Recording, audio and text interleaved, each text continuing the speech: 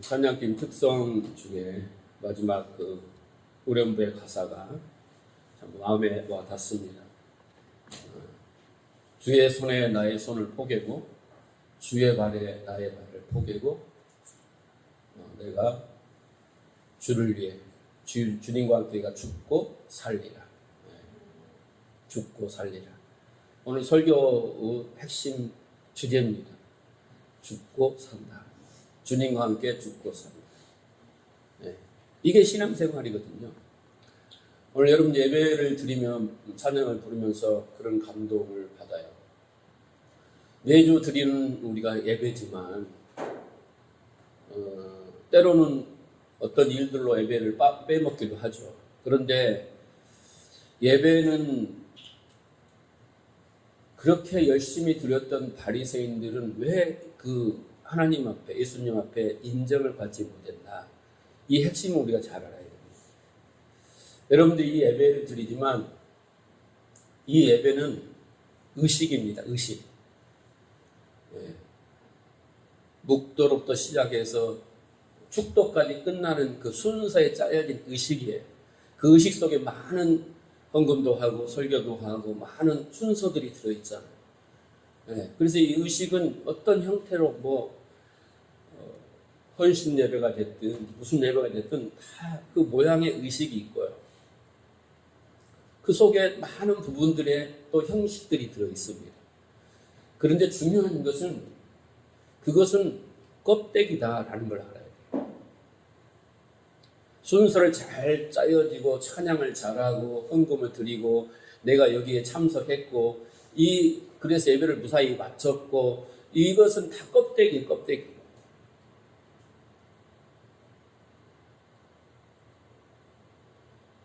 말 그대로 본질이 아니다라는 거예요. 형식이라는 거예요. 형식. 그 본질을 담기 위한 형식인 거예요. 그릇이에요. 그릇. 근데 그릇 안에 무엇을 담느냐가 중요해요. 그러니까 그 그릇 안에 무엇이 담겨 있지 않으면 그 그릇만 봐서는 알 수가 없어요. 그런데 그 그릇을 우리는 질그릇이라고 하니까 그 그릇조차도 하나님 앞에서는 보잘것없는 거예요. 바리새인들은 그것이 질그릇인지 모르고 자기들이 만든 금은 보화로 만든 아주 멋있는 그릇이라고 생각한 거예요.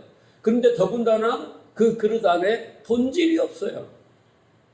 본질이 없어. 안고 없는 찐빵이야. 그러니까 하나님 그 예배를 안 받아요. 오늘 하나님이 예배자를 찾으셔요.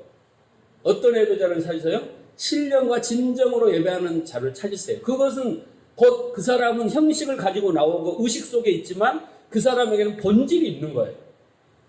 우리가 아무리 옷을 이렇게 넥타이를 매고 화장을 하고 멋있게 하고 나왔을 때 얼마나 그 순서를 하면 거룩하게 보여요. 아주 근엄이 있고 위엄이 있고 믿음이 좋은 것 같고 이렇게 딱 앉아있으면 아주 고개가 절로 숙여지죠. 그것은 우리가 껍데기라는 거예요. 허상이에요. 본질이 아니라는 거예요. 그럼 본질은 뭐예요? 본질은? 진심인 거예요. 진심. 하나님을 향한 진심이 뭐겠어요?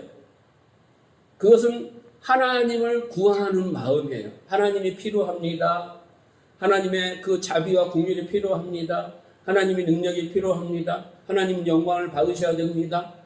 하나님 나를 이렇게 오늘 또 은혜를 주십시오. 나는 하나님 없이는 못 삽니다. 이런 모든 그 하나님을 향한 사랑의 마음에 그 진심이 그 형식 속에 담겨 있어야 돼요. 그냥 우리가 예배를 드리면 습관적으로 예배를 드리잖아요. 나 오늘 참석했다. 그것으로 만족하는 자들은 바로 율법주의자라고 하는 거예요. 그러나 그 형식 속에 본질, 그 진심이 들어있는 사람은 그것이 바로 뭐예요? 신령과 진정으로 예배하는 거예요. 그런 예배자를 하나님이 찾으십니다. 오늘도 여러분이 그런 마음으로, 그런 준비된 마음으로 하나님 앞에 나아가시기 바랍니다. 그래서 마음과 마음은 진심과 진심을 통해요. 영적으로 보면. 그래서 우리가 진심으로 나가면 하나님이 그 진심을 만나주셔요. 그런데 진심이 없는 형식으로 나온 사람은 그냥 자리만 대피고 성경 뜰만 받고 가는 거예요. 이사야 1장에 보면 얼마나 화려한 그런 멋있는 제사를 아주 피변 나는 성전 제사를 드렸지만 하나님은 그들을 향해 너희는 성전 뜰만 받고 간다. 내가 너희의 기도 소리를 듣지 않고 너희 드린 재물이 아주 신물이 난다. 왜? 진심이 없었기 때문에. 껍데기만 와서 들었습니다. 그래서 여러분 진심이 중요해요. 인간관계에서도 이성 간에도 부부 간에도 모든 관계 속에서는 진심이 중요해요. 그 사람이 사랑이 있든 많든 적든 요만큼 있든 티끌만 하든 간에 그게 중요한 게 아니야. 양이 중요한 게 아니야. 하나님은 겨자씨 하나만 있어도 된다고 했어요. 그런 마음으로 예배에 그렇게 참석하여 순간순간 예배 순간마다 여러분 은혜를 받으시기 바랍니다. 그러니까 여러분 육신이 피곤하고 뭐 어쩌고 저쩌고 핑계댈 거 없어요. 그 속에서도 진심만 있으면 제정신이 돌아옵니다. 그런데 내가 거기에다가 의미와 가치를 두지 않는 거예요. 내가 오늘 진심으로 가지고 하나님 앞에 나아가서 예배하는 것이 내 인생에서 오늘 일주일에서 제일 중요한 시간이고 그걸 통하여 내가 생명을 받고 제일 행복한 시간이고 제일 가치 있는 시간이라는 의미를 안 두니까 주일도 빼먹고 예배에 와도 그냥 자리만 앉았다가 하고 그러는 거예요. 그러나 그렇게 준비된 자는 하나님이 반드시 만나주신다는 걸 믿으시기 바랍니다. 오늘 설교 제목은 역사 속에 죽어야 할 사람아 그랬어요. 지난 시간에 그 역사에 대해 잠깐 이야기했어요. 서론이에요 이게. 그런데 그 하나님이 역사를 허락하는 것, 곧 이 세상을 허락하는 거예요. 보이지 않는 영원한 세계에 있는 하나님이 보이는 이 세상에다 인간을 만들어 놓으셨어요. 이 세상에 인간을 보내셨단 말이에요. 그리고 이 세상을 허락하시고 그 세계적 역사를 허락하시고 개인의 역사를 허락하시고 더 구체적으로 교회에 들어오면 성전을 허락하시고 율법을 허락하시는 모든 이유에 대해서 지난 시간에 첫째는 뭐냐면 보이지 않는 세계, 보이지 않는 하나님, 보이지 않는 하나님 나라를 설명해 주기 위하여 그렇게 했다라는 거예요. 근데 사람들은 그것 붙들고 사는 거예요. 이게 전부인 줄 알고. 그래서 보이지 않는 세계가 있다고 믿는다면 다시 말해서 성경의 계시, 묵시, 성경에서 말하는 그것을 실제라고 믿는 사람은 계시록에 있는 이야기를 실제로 믿는 사람이라고 한다면 이 세상, 지금 살고 있는 이 역사는 한마디로 뭐예요? 껍데기다, 허상이다 라고 믿는다는 거예요. 왜? 실제는 저 위에 있었기 때문에. 그러니까 허상을 붙들고 살아야 돼요? 안 살아야 돼요? 허상은 교과서야. 실제가 있는 것을 알게 해준 거라니까. 근데 그 허상만 붙들고 살았어. 누가? 바리새인들이. 유대주의가. 네? 그런 거예요. 어려운 말 같지만 성경에서 말하는 천국과 부활이 실제라고 믿는다면 우리가 사는 이 세상, 이 역사, 이 육신은 다 뭐예요? 허상이에요. 우리는 어떻게 돼요? 나중에 영원히 썩지 않은 몸으로 부활하잖아요. 그게 허상이잖아요. 다 없어질 거잖아요. 그 실제가 더 중요한 거예요. 실제이면서도 원형인 것은 하늘에 이미 완성되어 있어요. 근데 그것을 우리가 어떻게 해요? 믿고 소망하고 확신을 해야 된다는 거. 어디서? 이 땅에서. 그래서 하나님이 이것을 우리에게 허락하신 거예요. 허락하신 것이에요. 자, 그런데 인간들은 그런 보이지 않는 실제를 볼 수 있는 눈에 능력이 없어요. 하나님이 그 마음의 눈을 열어주시지 않으면, 그죠? 에베소 1장 17절에 보면 지혜와 계시의 성령께서 마음의 눈을 여시사 이렇게 되잖아요. 그래서 마음의 눈이 열려야 이게 믿어지고 보여지는 거죠. 그렇지 않으면 보일 수가 없어요. 그러니까 세상 사람들은 그 실제를 보는 능력이 없기 때문에 그냥 눈에 보이는, 느낄 수 있는 그런 현실을, 이 허상이라는 것을 목을 메고 사는 거예요. 목을 메고 사는 거예요. 지난 시간에 바울 이야기 했잖아요. 바울은 가서 보고 왔어, 실상을. 그러니까 이건 뭐예요? 아무것도 아니라니까. 이 땅에 목을 매지 않아요. 자, 그래서 우리 눈에 보이면, 우리가 천국이 눈에 보이고 진짜 하나님이 눈에 보이고 그 영원한 세계가 하나로 보인다면 우리는 어떻게 해요? 거기다 목매고 살 이유가 없어요.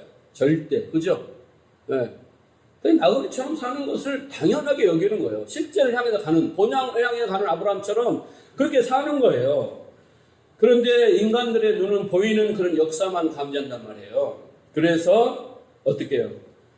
보이는 것에 가치를 두고, 보이는 것에 더 의미를 두고, 보이는 것으로 더 많은 것을 그 속에서 아름다움을 찾고 그것을 누리고 즐기려 하는 것이 인간인 거예요. 어쩔 수 없어요.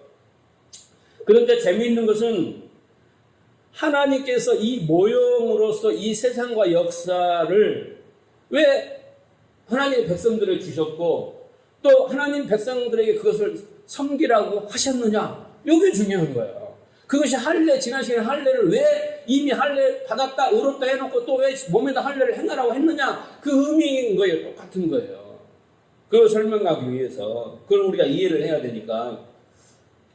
하나님은 이 세상을 만들어 놓고 이 세상을 섬겨라. 그리고 누려라. 그랬죠? 그리고 건설해라. 해쳤단 말이에요. 그런데 그것이 허상이라면, 그것이 실제가 아니라면 왜 하나님은 그것을 주셨냐고요. 왜 주셨냐고요. 응? 약 올리는 것도 아니고 우리를 가지고 놓으시는 것도 아니고 이런 말하면 좀 불경하지만 왜 그것을 주셨냐는 거예요. 예를 하나 더 들어볼게요. 하나님께서 하나님의 나라의 모형은 우리가 하나님의 나라의 모형은 눈에 보이는 모형은요 성전이에요. 성전. 그 성전에 눈에 보이지 않는 모형은 우리의 마음이에요. 우리가 성전이잖아요. 그죠? 그래서 그 하나님의 나라의 모형은 의와 평강과 희락인 거예요. 하나님과 마음과 뜻이 하나 된 그런 상태. 그 성령 안에서 눈에 보이는 건 바로 성전이에요. 성전. 성전이죠. 성전은 하나님의 나라의 원형이에요. 실제란 말이에요. 그것을 그 식양대로 지으라고 했어요. 그래서 성전은 하나님의 모형인데 하나님이 모세에게 그 하나님 나라를 보여주고 성전으로 지으라고 했단 말이에요. 또 그러면 여러분은 그러면 지금 구약시대 솔로몬의 성전처럼 하늘이 그렇게 똑같이 집이 지어졌고 그건 아니에요. 그런 모양이 아니라 그 의미를 생각을 해보세요. 지성소 안에서 어떤 일이 일어나고 있어요. 그게 하나님 나라라는 거예요.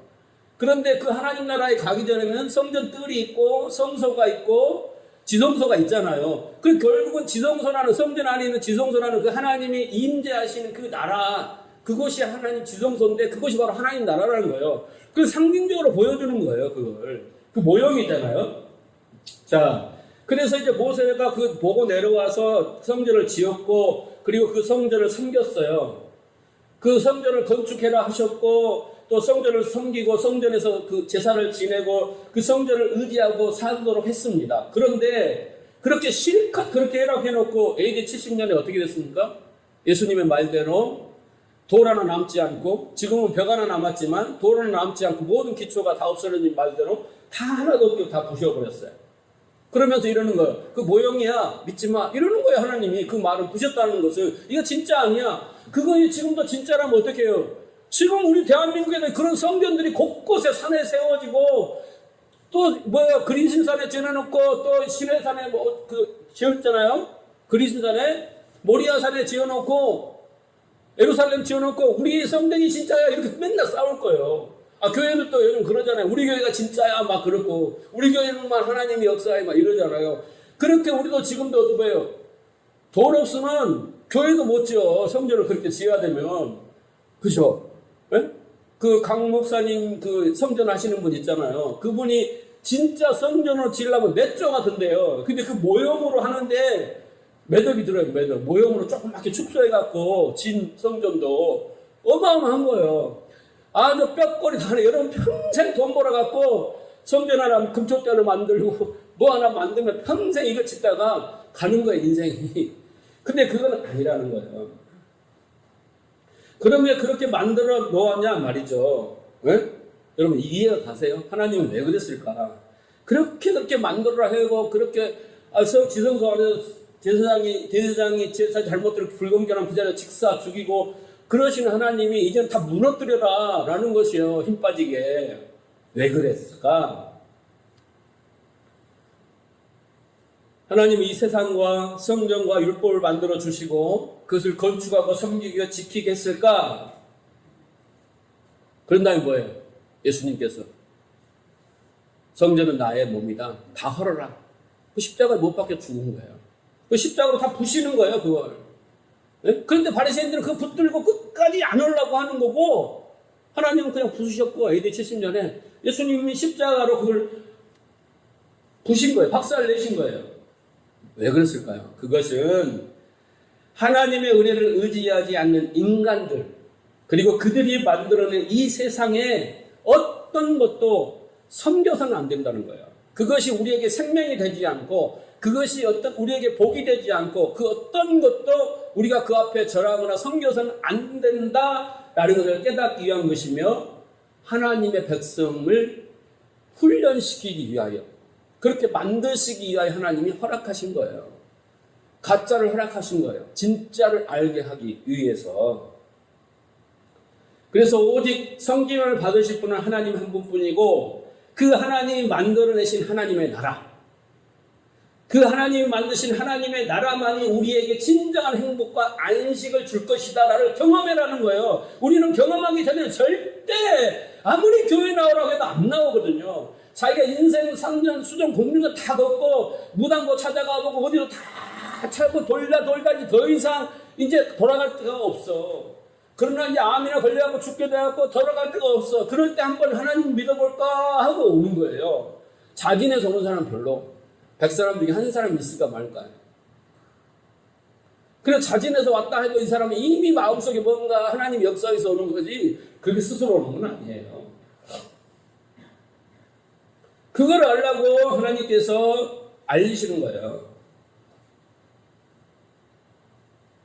그것을 우리가 피부로 느끼고 머리로 이해하고 가슴으로 깨닫고 우리 신비에 새겨지도록 그것이 그렇게 하기 위해서 그리고 그렇게 된 자가 바로 하나님의 백성이에요. 하나님의 백성은 그런 거야. 그걸 아는 자가 하나님의 백성이란 말이에요. 자, 그래서 우리가 이 역사 속에서 우리가 생각하는 인생의 성공의 목적을 추구하며 번영과 성장, 성공, 부귀영화, 무병장수 이런 것을 목적으로 하면 안 돼요. 이런 것조차도 다 하나님이 교육시키려고 깨닫게 하려고 이게 아니다라고 하려고 주신 거지 그것이 전부였으면 여러분은 교회만 오면 아주 대박이 나야 되고 교회만 오면 다 집 사야 되고 교회만 오면 다 빌딩 하나씩 사야 되고 교회 다니면 다 그런다더라 이렇게 되잖아요. 문선명이 가요. 문선명이. 응? 사람들이 왜 그렇게 가요? 다 가난한 사람들이 가잖아. 거기 가면은 집 사주고 거기 가면 결혼시켜주고 거기 가면 직장 잡아주고 다 해준다더라.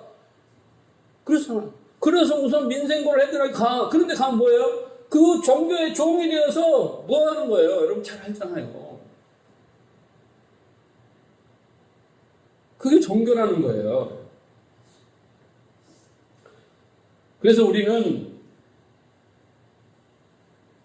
인간은 그래요. 그 가짜를 붙들고 산단 말이죠.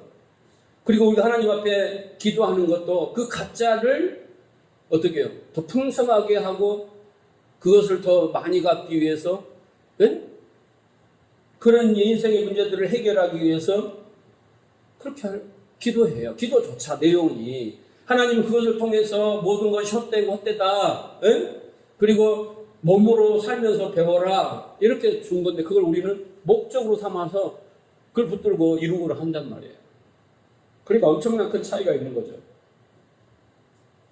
자, 그렇다면 이 역사 안에서 우리가 바라보는 그 성도는 그 역사를 어떻게 인식해야 되는가? 내 역사가 120년이야. 이 역사를 어떻게 인식하면, 지금까지 온 역사를 어떻게 인식하며 이 세상을 어떻게 바라보는가 중요해요. 결국 뭐예요? 아무리 인간이 열심히 달려서 얻어낼 수 있는 것은 오직 사망뿐이다.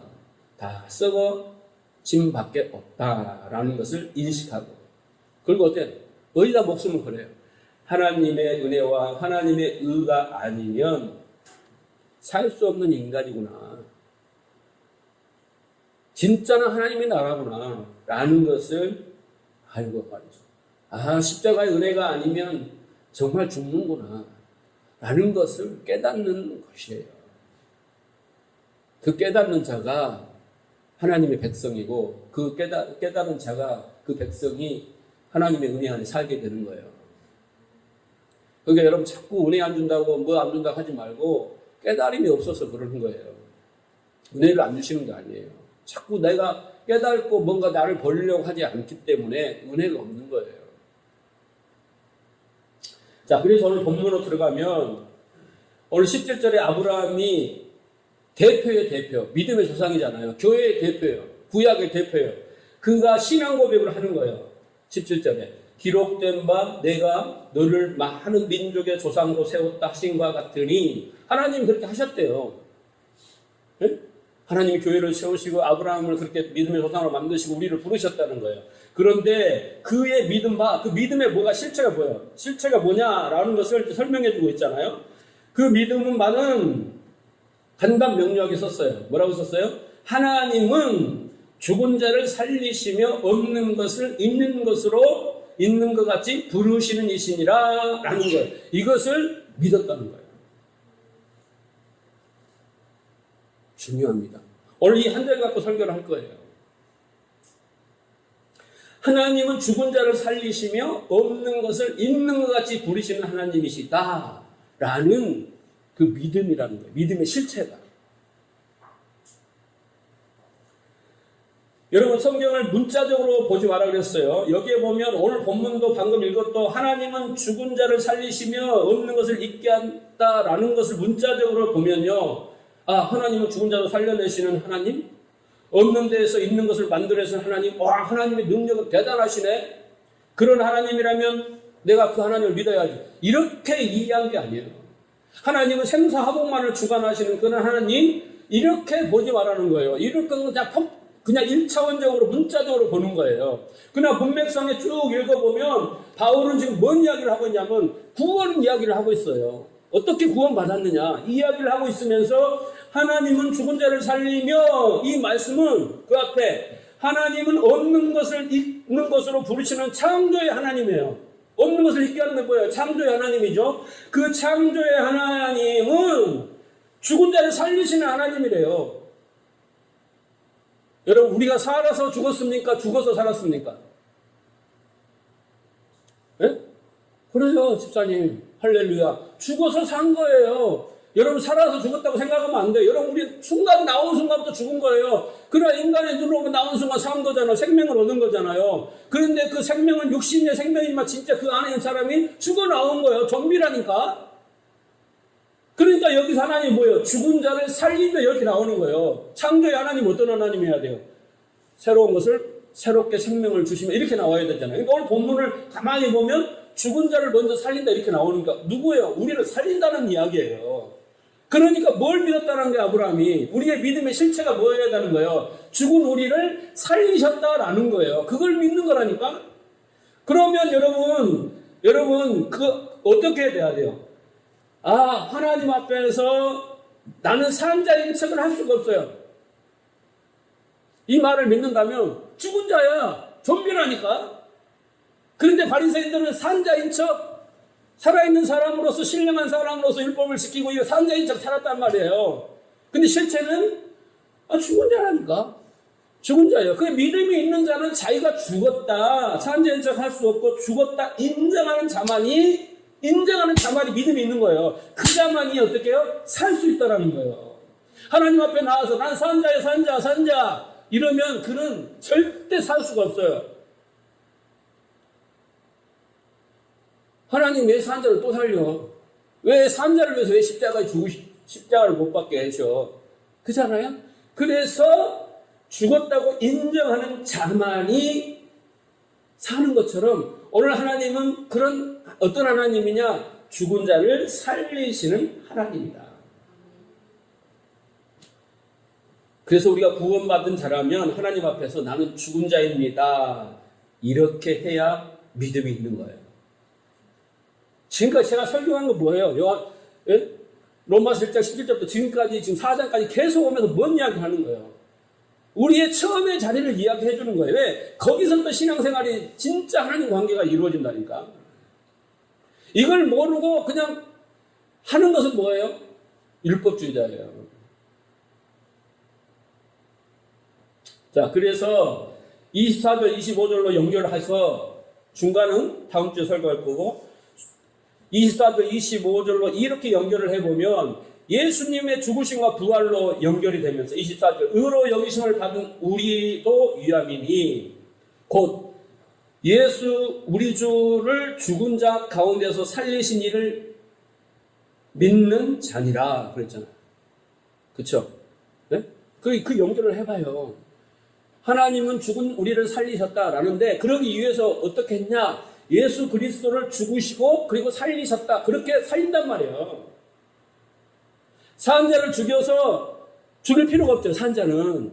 그죠? 그런데 우리는 죽은 자였어. 그런데 죽은 자를 위해서는 어떻게 그 죽은 자를 죽이고 살린다. 그 개념을 예수 그리스도의 십자가를 통해서 우리에게 보여줬다라는 거죠. 그래서 이 24절에 보시면 믿음의 내용이 뭐예요? 예수 우리 주를 죽은 자 가운데서 살리신 하나님을 믿는 것.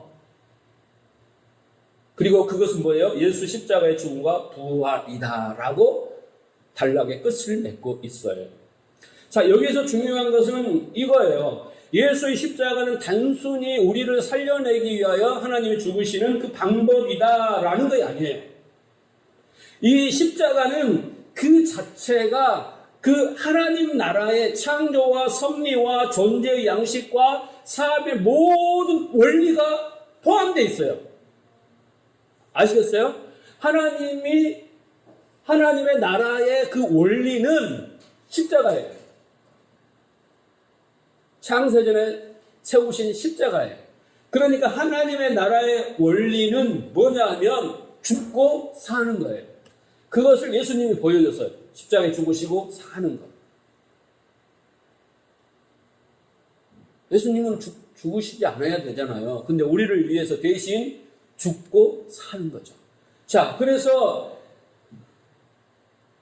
그 원리가 죽는 게 사는 것이다 라는 것인데 우리는 어떻게 해요?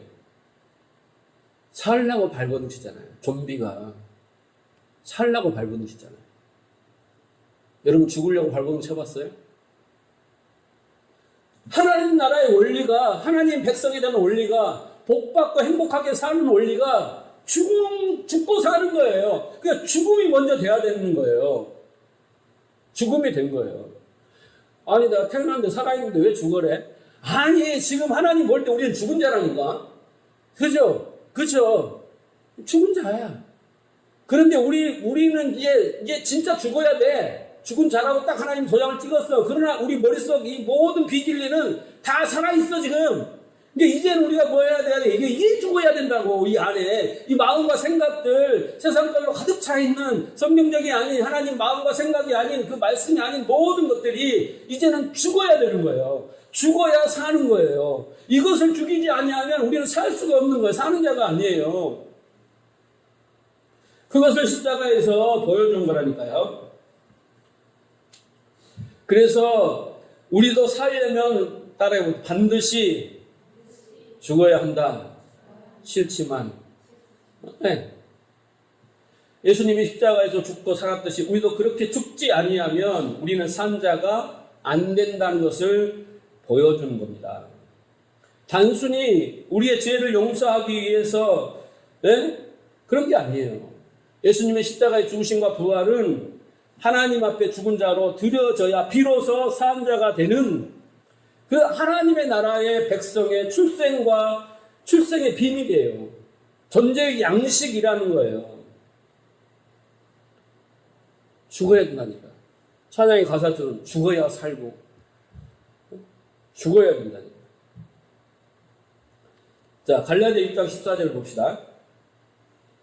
갈라디아서 그러나 내게는 우리 주 예수 그리스도의 십자가 외에는 결코 자랑할 것이 없으니 그리스도로 말미암아 세상이 나를 대하여 십자가에 못 박히고 내가 또한 세상에 대하여 그러하니라. 자, 이게 무슨 말이에요? 자, 십자가를 두고 십자가에 못 박히고 그랬잖아요. 네? 공통적인 뭐예요? 십자가에 못 박히고. 이게 십자가를 두고 세상과 나가 있어요.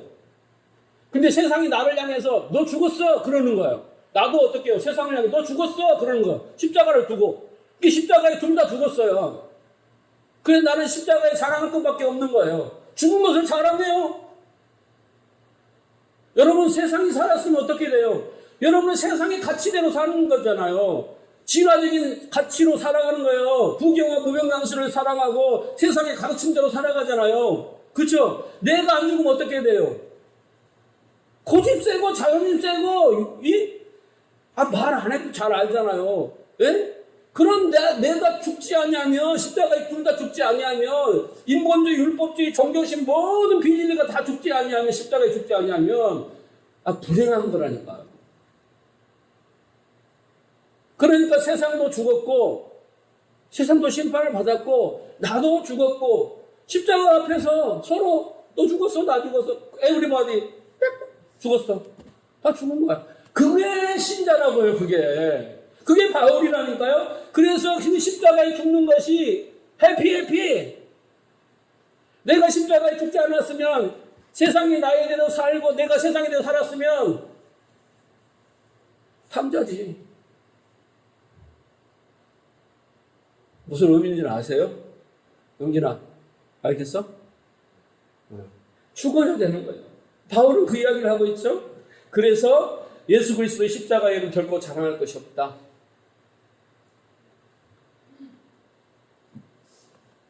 따라서 성도는 교회에 와서 제일 먼저 말씀을 깨달을수록 은혜를 받을수록 뭐 했냐면 나는 죽은 자구나. 나는 송장이구나. 티끌이구나. 먼지구나. 라는 것이죠. 내가 이렇게 세상에서 열심히 살고 그렇게 왔더니 교회 와서 봤더니 나는 이 좀비의 세상을 만들고 있었구나. 에? 이것을 인식하게 되는 거예요. 그것이 어디예요? 자기의 처음의 자리예요. 여러분 창세기에 보면 1장하고 2장하고 달라요. 네? 1장 보면은 뭐예요? 이 땅은 어떻게 되겠어요? 혼돈과 공허와 흑암이 기품이 있어요.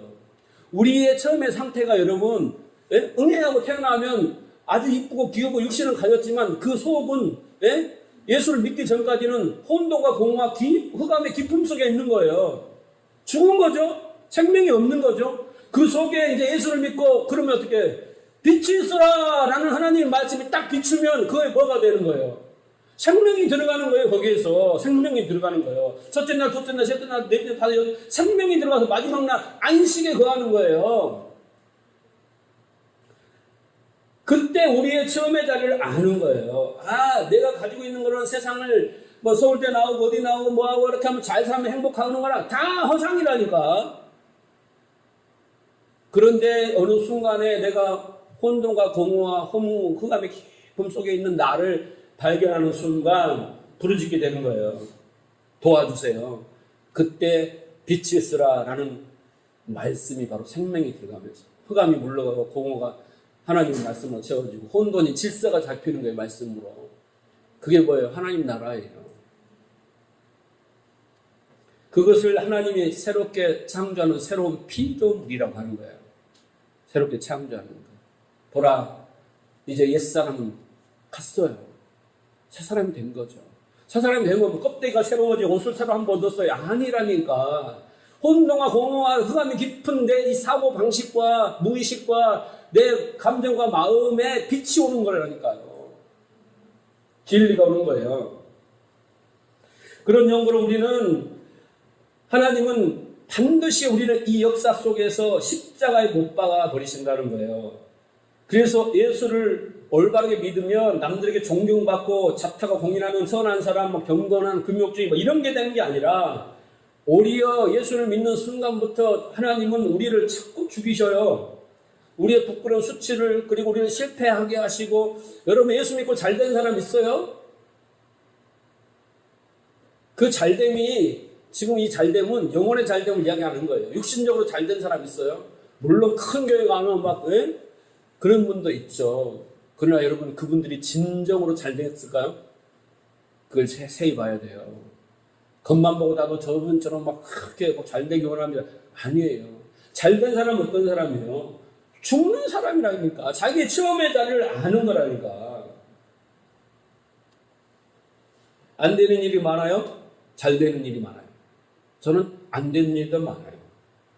여러분 뜻대로 되면 복이에요. 그런데 뜻대로 안 되면요, 그것도 복이에요. 왜? 뜻대로 안 되는 것은 여러분, 예? 부모가 자식이 수아가 엄마 뭐 인형 사줘 뭐하고 이렇게 사주잖아요. 복이에요. 복을 받을 만하니까 주시는 거예요. 그런데 안 사줘요. 어느 날은 그것 때문에 얼마나 상처받고 괴롭고 식음을 전폐하고 막 그러잖아요. 예? 그러잖아요.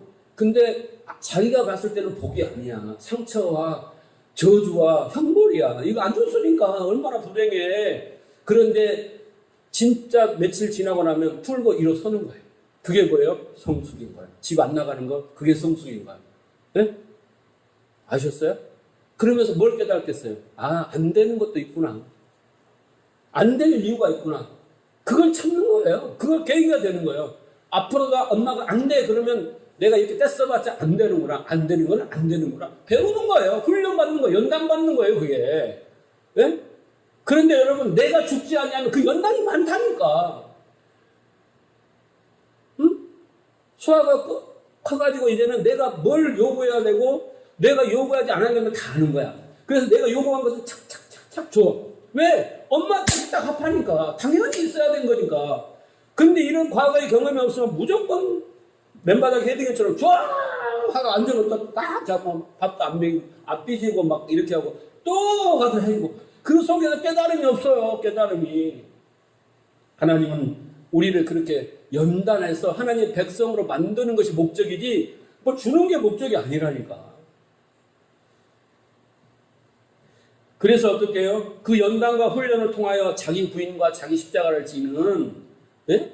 이게 내 욕심이었구나. 이건 내 주제가 넘었구나. 하는 거예요, 수아가.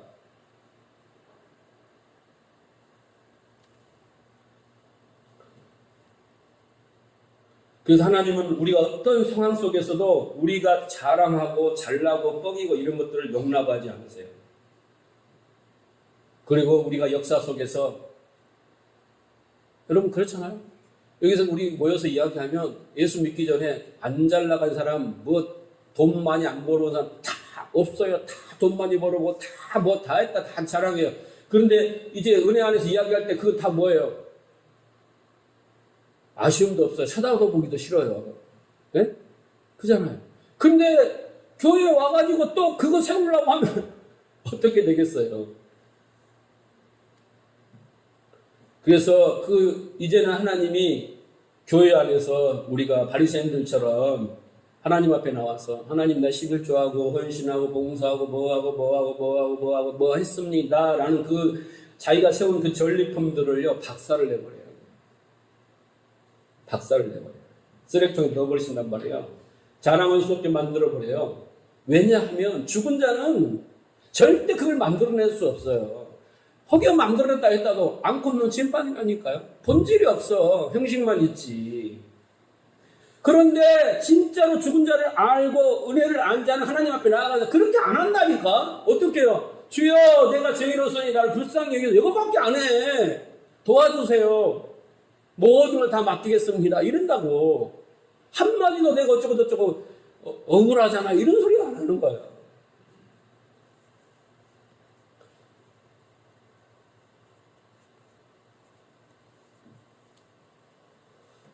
그래서 예수님께서 뭐라고 했어요? 살고자 하면 죽고 죽고자 하면 산다 그랬어요.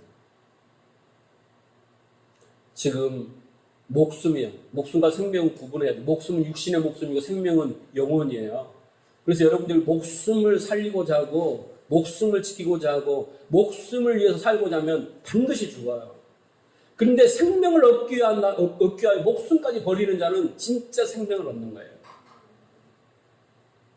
빌립보 3장 7절 그러나 무엇이든지 내게 유익하던 것을 내가 그리스도를 위하여 다 해로 여길 뿐더러 또한 모든 것을 해로 여기면 내 주 예수 그리스도를 아는 지식이 가장 고상함이라 내가 그를 위하여 모든 것을 잃어버리고 배설물로 여겼다 그랬잖아요. 여김은 그랬어요. 자기에게 유익하던 것 모든 것을 다 잃어버렸대요. 그게 뭐예요? 곧 죽음인 거예요. 이 껍데기가 죽는 게 아니라 자살하는 게 아니라니까. 내가 행복으로 삼고 유익으로 삼고 자랑으로 삼고 이 모든 걸 다 던져버리는 거, 그게 바로 내 죽음이에요. 왜? 그것을 내 생명처럼 붙들고 살았거든. 예? 그것이 바로 죽음이에요. 내가 이 역사 속에서 그 의지했던 것들을 다 던져버렸을 때 그게 역사 속에서의 죽음인 거예요. 그리고 뭐라 그랬어요? 배설물로 여기면 그리스도를 얻고, 그렇게 죽었더니 그리스도가 얻어졌대요. 그리고 그 안에서 발견된 화면이 내가 가진 의는 율법에서 난 것이 아니요 오직 그리스도의 믿음으로 말미암은 것이니 곧 믿음으로 하나님께서 난 의라. 내가 그리스도와 그 부활의 권능과 그 고난에 참여함을 알려 하여 그의 죽으심을 본바다. 라고. 뭐예요? 그의 죽으심을 본바다. 우리가 필연적으로 가야 할 길이에요. 예수님의 죽으심을 본바다. 우리도 죽고 사는 겁니다. 그래서 로마서 6장에 보면 뒤에 나오면 뭐라고 나와요? 연합이라는 단어가 나오잖아요. 그리스도와 죽고 그리스도와 산다. 근데 우리는 죽지 않으려고 하면 발버둥 치는 거잖아요. 내 것을 안 버리려고 하는 거예요. 자, 마지막. 어찌하든지 죽은 자 가운데서 부활에 이르려 하노니 그랬어요. 부활. 죽은 자는 부활을 전제로 죽는 거예요. 바울은 지금 하나님의 의에 대해서 이야기했죠. 그리고 하나님께서 당신의 의를 선물로 주셔서 자각하게 되고 이제 그리스도 아는 지식을 고상하게 여겨서 나머지 것들을 다 배설물로 여겼어요. 그것을 뭐라고요? 따라해봅니다. 이것이 나의 역사 속에 죽음이다. 여러분 육신의 죽음을 말하는 게 아닙니다. 여러분들이 예수 믿기 전에 가졌던 모든 세상의 것, 예수를 믿고 나서도 여러분이 주장하고 싶은, 자랑하고 싶은, 뭔가 뿌듯함에 갖고 싶은, 뭔가 내세우고 싶은 모든 것들이 그것을 버리는 것이 죽음이에요. 그리고 죽은 자는 그 다음에 하는 말이 도와주세요. 살려주세요. 근데 여러분, 바울 사도가 배설물 여긴 것이 어떤 물질이나 어떤 욕심이나 이런 거 아니에요. 보세요. 3장 3절 보세요. 밀주보서 3장 3절. 그러나 나도 육체를 신뢰야만 하니 만일 누구든지 다른 이가 육체를 신뢰할 것이 있는 줄로 생각하면 나는 더욱 그러다. 여기서 육체가 나오잖아요. 육체. 네. 그리고 뭐라 했어요? 8일 만에 할례를 받았고 이스라엘 족속이고 베냐민 지파고 흡혈인 중에 히브리인이고 율법으로는 바리새인이고 열심으로는 교회를 핍박하고 율법에 의로 흠이 없는 자예요. 그러니까 진짜 한마디로 바울은 나는 깨끗하게 살았다라는 거예요. 나는 교회를 위해서 나는 내 모든 인생을 다 바쳤다라는 거예요. 나는 주님을 위해서 다 바쳤는데 왜 내 자식이 서울대도 못 가냐 이 말이에요. 이런 게 아니라니까. 그렇게 내가 내세우고 싶었던 모든 것들이 다 뭐예요? 배설물이라는 거예요. 여러분, 내 것이 아니라면 내 것이 아닌 거예요. 내가 한 것이 아니라면 내 것이 아니죠. 그런데 지금 다 자랑하고 싶은 거, 그걸 가지고 지금 나는 깨끗이 살았어. 이거예요. 그런데 깨끗이 사는 게 누가 산 거예요? 자기가 산 거예요, 바울이, 과거에는. 그런데 하나님 앞에 보니까 그게 배설물이라는 거죠. 깨끗이 산 게 아니야. 자기 생각에만 깨끗이 산 거야. 하나님 앞에 깨끗이 않은 거예요. 그래서 버리는 거예요. 하나님의 수준에 미치지도 못해요. 그래서 이제 어떻게 했어요? 다 버리고 나서 오직 예수 그리스도만, 십자가만 자랑하고 의지했다 이거예요. 왜? 그걸로 충분하니까. 그게 진짜니까. 오히려 그게 자기에게 뭐라고 그랬어요? 배설물 정도가 아니라 그 정도 고백에서 충분한데 뭐라고 했어요? 해로 여기는 거예요. 자기를 오히려 살리는 게 아니라 죽이는 거란 말이에요. 하나님과 사이를 가로막고 하나님 앞에 못 박게 족쇄가 되고 다 그렇더라는 거예요. 그래서 바울은 예수님을 만나고 나서 그 자기의 역사의 짐을 하나하나 내려놓기 시작합니다. 그래서 갈라디아가 써지고 마지막 디모데 전후서가 써질 때까지 바울의 그 성숙함을 보여줘요. 그 세상의 모든 것에 죽어요. 세상이 나를 배고프게 해도 흔들리지 않고 매를 맞아도 흔들리지 않고 세상의 어떤 것에 지배받지 않아요. 사람들이 어떤 것에 지배받지 않아요. 자, 그리고 마지막 고린도서 15장 31절 형제들아 내가 그리스도 예수 우리 주 안에서 가진 바 너희에게 대한 나의 자랑을 두고 단언하노니 나는 날마다 죽노라.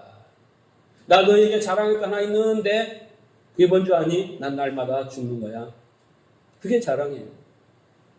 성도는요 이걸 자랑으로 삼아야 돼요. 하나님 앞에서 뭐가 어쩌고 뭐 해주세요 이게 아니라 내가 죽는다는 것을 자랑으로 삼아라 라는 거예요. 여러분 세상이 볼 때 그렇게 사는 건 바보예요. 바울이 옛날에 사람들이 생각할 때 동료들이 야 바울 진짜 열심히 있는 사람이고 깨끗한 사람이고 하나님께 복받은 사람 아니었냐. 근데 제가 저렇게 점점 맹해지냐. 그럴 거 아니에요?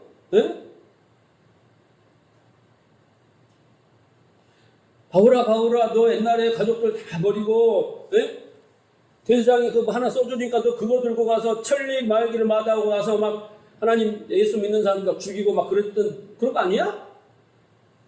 근데 요즘에 감옥에만 가 있어? 막 이럴 거예요. 왜 인생이 그렇게 바뀌었니? 그런데 바울은 그것을 부끄럽게 여기지 않았어요. 여러분 기독교 역사를 지금까지 초대교회 위에 보면요. 사도 바울만한 사람을 만들어내지 못해요. 그거 아세요? 저도 바울처럼 되고 싶어요. 그런 사역자가 되고 그런 신앙인 그리스도인이 되고 싶어요. 그런데 대한민국에 많은 그리스찬이 있잖아요. 1200만 이렇게 말하잖아요. 그런데 바울과 같은 사람 봤어요? 들어봤어요? 보기나 했어요? 모르겠죠. 있을 수도 있죠. 내가 날마다 죽는다 이것은요. 내가 뭘 꼭 참고 인내하고 이런 게 아니에요. 그런 죽음이 아니에요. 나는 죄인 중에 괴수다라고 고백해 하시는 하나님의 열심에 의한 죽음이에요. 머리로 오늘 나는 날마다 죽어야지 이렇게 하고 내일부터는 안 죽어요. 그런데 하나님의 열심에 의해서 나도 모르게 다 내려놓게 되고 그냥 자기가 그렇게 세웠던 계획, 자기가 그렇게 마음먹었던 다 내려놓고 자기가 옳다고 생각하고 이것이라고 생각 다 내려놓고 억울한 거 다 내려놓고 남았습니다. 처분만 바랍니다. 여러분 그런 마음 아세요? 그런 경험 있으세요? 그죠? 하다가 안 되어서 그냥 포기하고 싶은 마음이요.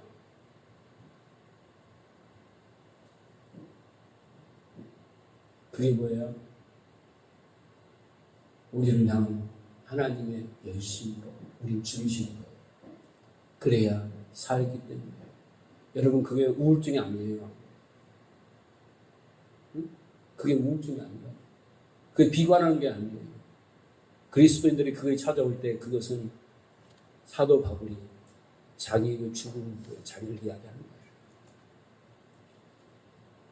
세상 사람들 거기서 죽겠죠. 비관적이고 슬픔고 우울증에 걸려서 병원을 가야겠죠. 근데 그리스도는 거기서 하나님 만나는 거야. 내 걸 다 내려놓고 나니까. 내 걸 붙들고 살았을 때는 내 마음은 이만큼도 행복함이 없고 편안함도 없고 의와 평강과 희락도 한 것도 없고 인간관계도 안 좋고 맨날 싸우고 다투고 되는 일도 없고 그랬는데 이걸 다 내려놓고 나니까 자유가 없는 거야. 여러분 저는 TV 보면요 그 종편에서 많이 하잖아요. 자연인 좋아해요. 근데 그 사람들에게 배울 수 있는 게 있어요.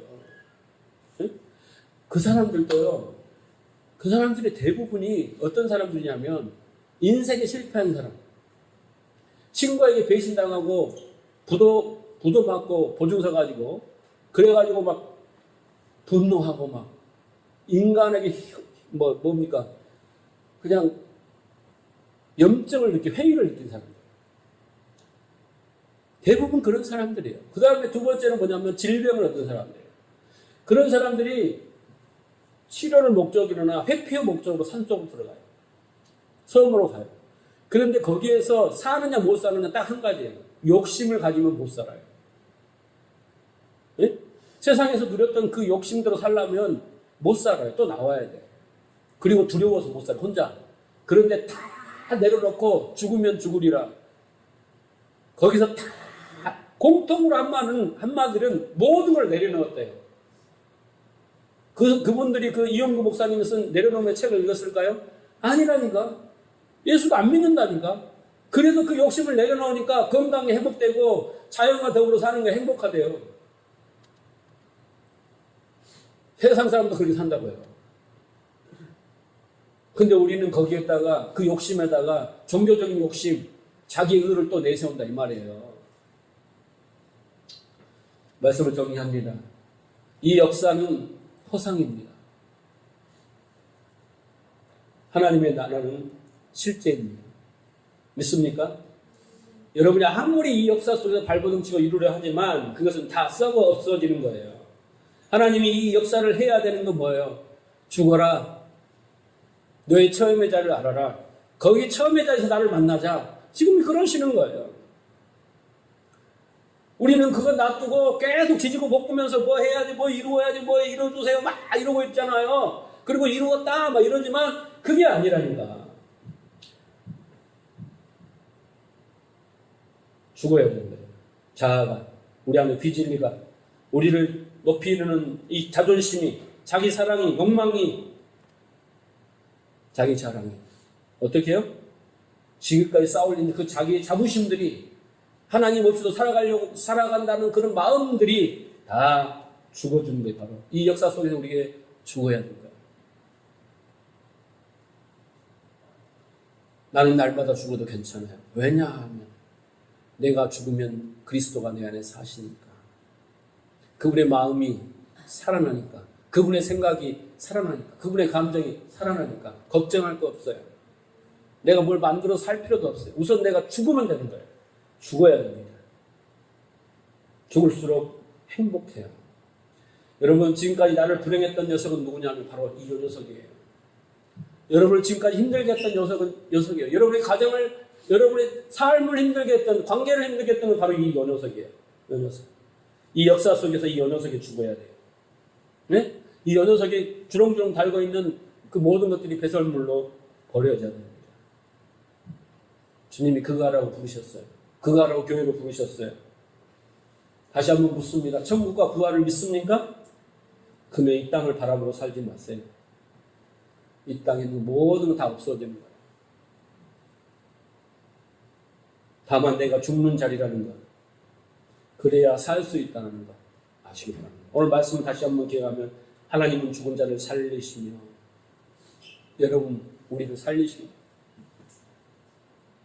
하나님은 지금도 여러분을 살리시게 하고 계속 여러분 안에서 열심히 일하시고 말씀으로 섬기시며 깨닫게 하시고 여러분 죽여야 할 목록들을 계속 들춰내시고 여러분조차도 모든 저 밑에 숨어있는 무의식 속에 숨어있는 그 욕망까지도 들춰내서 죽이십니다.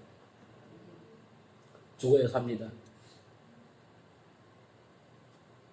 주의 손에 내 손을 보게 주의 발에 내 발을 보게 주와 함께 죽고 주와 함께 살리라.